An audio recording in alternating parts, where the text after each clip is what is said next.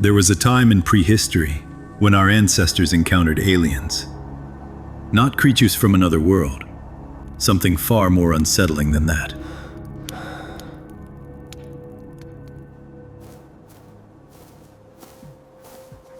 They came from this world. They walked the same ground, breathed the same air, hunted under the same sky. They were human, but not us. For most of history, we believed we were the only humans who had ever existed, that all the stories of humanity began and ended with us. Then the earth began to speak.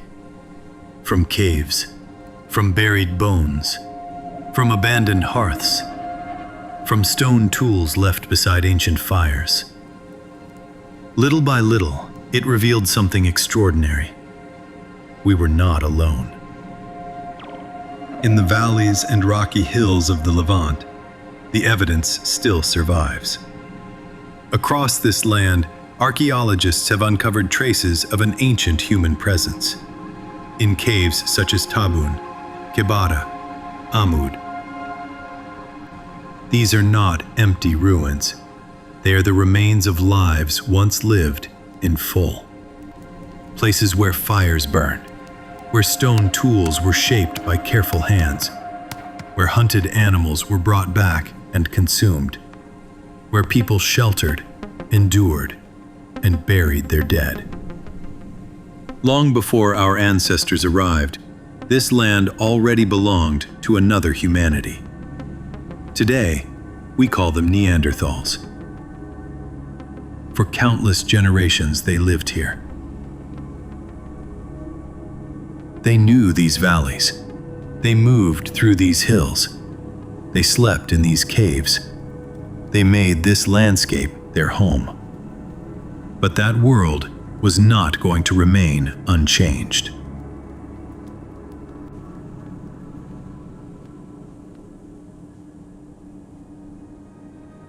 Far to the south, another human species had already begun moving outward from Africa. Our species, Homo sapiens. By 50 to 70,000 years ago, these humans already looked exactly as we do today. They followed coastlines, they crossed deserts. They moved along rivers and through mountain passages, entering lands they had never seen before. Step by step, they pushed into unfamiliar territory. Until eventually, they reached the Levant.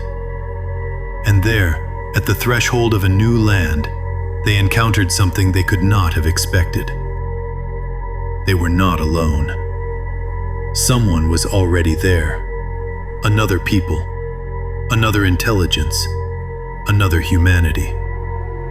They looked like us in ways that must have felt disturbingly familiar, but they were not us. And this is where the story becomes stranger than we once imagined.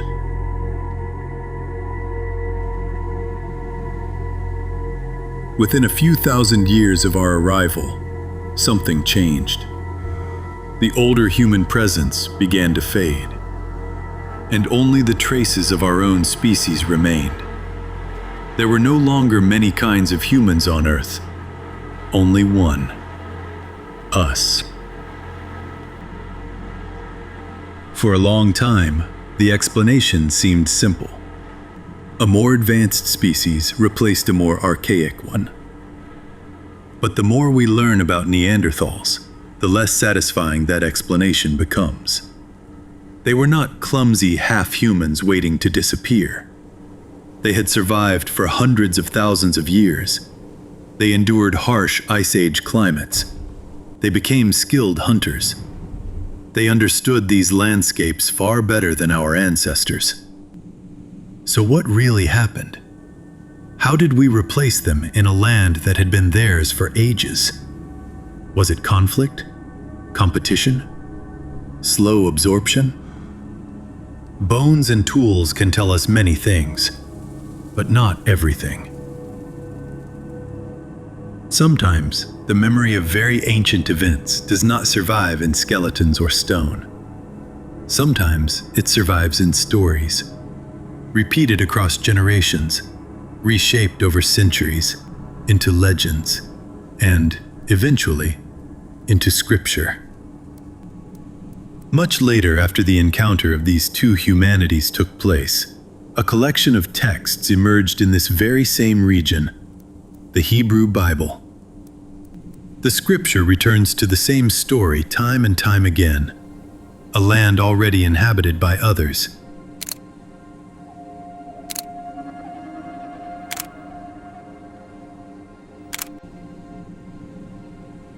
Newcomers entering a territory that once belonged to earlier peoples. A people inheriting what they did not build.